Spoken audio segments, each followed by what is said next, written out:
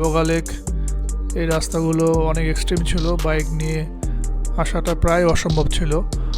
আর মাঝে মধ্যে চাঁদের গাড়ি আসতো, আর এখানে অনেক দুর্ঘটনার শিকারও হতো ট্যুরিস্টরা, তারপরও জীবনে ঝুঁকি নিয়ে আসতো। তো আমি আজকে তেমন একটা রাস্তায় হাঁটতে চলেছি, আই মিন বগা লেক, বাংলাদেশের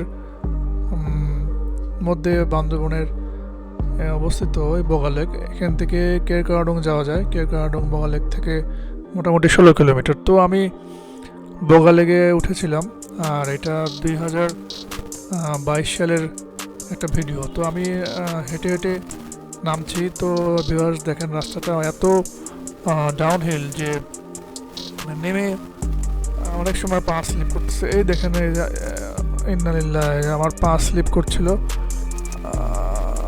বাবা, এত পিচ্ছিল রাস্তা, আসলে আমার একটু ভুলই হয়ে গেছে। জুতাগুলো আমার অনেকটা ফ্ল্যাট জুতা। সেই সময় যে রাস্তার কন্ডিশন দেখা যাচ্ছে, এখানে রাস্তার কাজ চলছিল, সামনে একটা বড় মেশিন হয়তো বা দেখা যাবে, যেটা আমি আসার সময় পার হয়ে আসছিলাম। সেই রাস্তাটা দিয়ে আসলে এই রাস্তার কাজ চলছে, সেই মেশিনটা দিয়ে দুর্গত।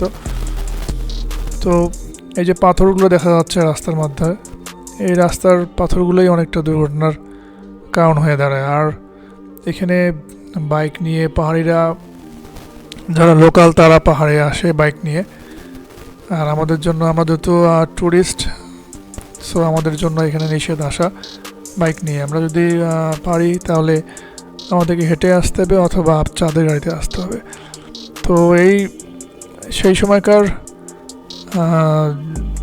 যে প্রাকৃতিক দৃশ্য ছিল, যে অনেকটাই দুপাশে বন জঙ্গলে ঘেরা রাস্তাটা, আর অনেকটাই বন্য প্রকৃতির মতো অনেকটা মনে হচ্ছে। আর রাস্তাটা আর ঠিকমতো হেঁটে নেমে যাওয়া যাচ্ছে না, এমন একটা অবস্থা। এই দেখেন কত উঁচু, আর এই দেখেন কত নিচু।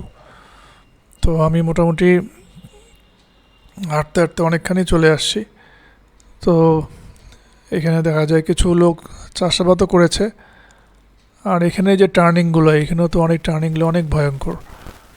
তো এই ভিডিওটার মাধ্যমে আমি দেখাতে চাচ্ছি আপনাদেরকে যে বান্দরবনের এই বগা লেকের সৌন্দর্য, আই মিন পাহাড়ি সৌন্দর্য। এটা হচ্ছে আসলে অন্যান্য প্রাকৃতিক সৌন্দর্যের মতো একটা পাহাড়ি সৌন্দর্য। আর দুদিকে সুন্দর সবুজ, প্রায় বন্য অনেক গাছ, আর সামনে আরেকটা টার্নিং আছে, এটাও অনেক রিস্কি টার্নিং। আর মূলত এখানে আমাকে একজন নিয়ে এসেছিল ওই যে সামনে, ওর নাম লালিম। তো কথা বলি ওর সাথে একটু। আপনার হাফ গ্লাস আর কি, হাফ গ্লাস হলে দুমদাম চলে যাবে।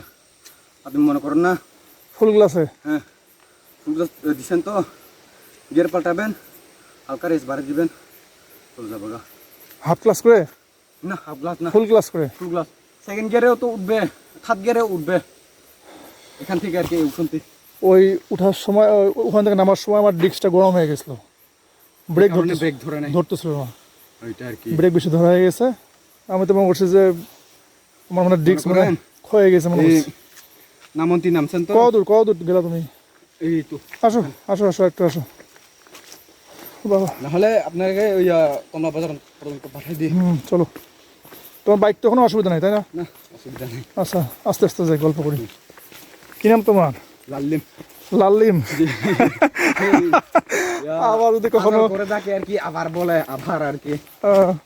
লাল্লিম মানে ডালিম নাকি? না, ডালিম না, এই আসল নাম হচ্ছে লাল্লিম নোয়াম বম আর কি। আমি বম জাতি। বম জাতি। তোমাদের এখানে তোমাদের এই জাতির কতজন আছে এখানে তা মোটামুটি? এই বকালেক পাড়াও ওই পারে, বকালেক ওই পারে তো আরো সাইকত পাড়া আছে, দার্জিলিং পাড়া আছে, কেকদং। আর আমাদের এই বগালেকটা কত হাজার ফিট উপরে? এই অনেক হবে তো, 3000 নাকি? 3000 হবে তো মনে হয়। বকালেক 8000 কিলো, 11 কিলোতে উঠবেন তো কিরকম? আপনাদের গাড়ি তো টান আছে তো, দেখলা ঠিক আছে না? হ্যাঁ আপনাদের গাড়ি টান আছে বিদায় এই আপনি যদি ফার্স্ট গিয়ার দিয়ে টান মারবেন, রানিং দিবেন ফার্স্ট গিয়ার দিয়ে। কিন্তু জোরে তো যাওয়া যাচ্ছে না, এটাই তো মুশকিল। জোরে যেতে পারতেছি না, রাস্তা তো এরকম এরকম। তোমাদের না, অসুবিধা না, ওই যে 11 কিল থেকে ঠিক আছে ওইদিকে ওইদিকে যেতে পারবো, কিন্তু এই যে উঁচুটাতে একটু অসুবিধা না। 11 কিলোতে আপনি থার্ড গিয়ার দিয়ে টান দিবেন, তো থার্ড গিয়ার দিয়ে জোরে টান দিবেন, টান দেওয়ার পরে সেকেন্ড গিয়ার দিয়ে এমনি উঠে গাড়ি কোনো ক্ষতি হবে না না মানে চেন পিনিয়াম একটু দূর। ফেললেও তো তবু তো উঠে যায়, কিন্তু ওই চেন পিনিয়াম স্লিপ না করা পর্যন্ত আর কি। ঠিক আছে। আর কতগুলো তো আজকেও তো মানে ফিরার সময় হুম। ওই একজন আর কি রুম আচ্ছা আচ্ছা। ডিসকভার উঠছে, উঠার পরে চেন পিনে একেবারে স্লিপ করে তো ও গেট গেট গেট গেট, হ্যাঁ আরে বাপ, স্লিপ করে, হ্যাঁ রিক্স আর আছে। উঠাই যায় না, এই ঠেলতে ঠেলতে আনছে তো।